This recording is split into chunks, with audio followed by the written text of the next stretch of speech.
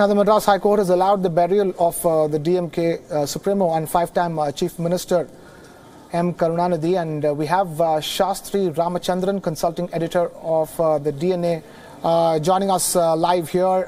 Thank you so much for being with us. I will start off by your piece today on the DNA, and generally as a whole, this was in a sense that this controversy regarding where he was going to be buried, the Tamil Nadu government, the DMK government not giving him permission to be buried along Marina Beach. How do you view this? Because there are many parallels in Indian political history that this sort of draws upon. Well, I think now that Karunanidhi is no more, the biggest question is what is his legacy and who is going to inherit his political legacy. Yeah. And I think it's very, very important how an iconic figure like him, where he is buried, because the memorial will be a place of worship and an object of reverence. So if he is put in the Marina Beach, he would be next to Annadurai, who was the first chief minister of the DMK. Yeah. And that is something sections of the Anna DMK or the DMK may not have wanted.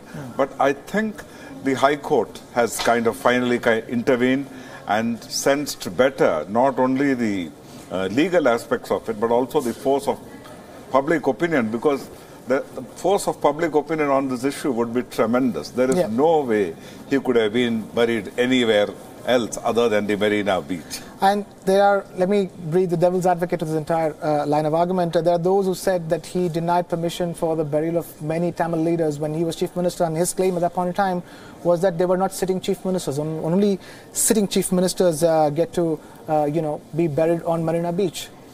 Well, that could be a technical point, but the fact is that Karunanidhi remains the tallest of the Dravida leaders ever, and both a political leader and also in terms of his social stature from the time of the Justice Party through the Dravida Kazhagam and the Dravida Munnetra Kazhagam. There is nobody, for instance, who spans 50 years, of a state's political life, and he has been a force on the national scene as well. Yeah. In fact, Tamil Nadu is the only state after 1967 when the Congress was sent packing, it has never ever returned anywhere close to office there.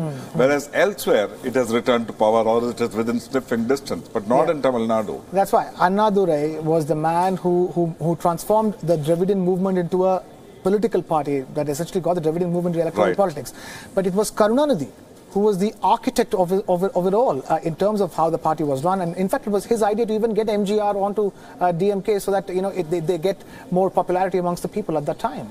And his loss will leave a huge vacuum in the future course of Dravidian politics. No, you're right. He was the architect, and he was probably the shrewdest of the whole lot, because he was only the public works PWD minister, as they used to be called, when Annadurai died. First time in the ruling cabinet, yes. But the number two in the cabinet was V.R. Nedunchezhiyan. I mean, in fact, Nedunchezhiyan has been the number two in the DMK government and in successive All India Anna DMK governments also to Jayalalitha. But when Annadurai died and the way he took charge of the situation and he steered the whole thing, it was very clear to anyone seeing that his successor would be Karunanidhi. Of course, only for a short while did people say, oh, he's a temporary successor till we elect a chief minister.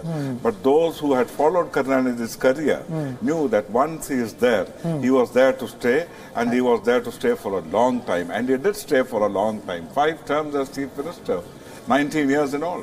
Yeah, absolutely. And nearly 60 to 80 years of political experience per se.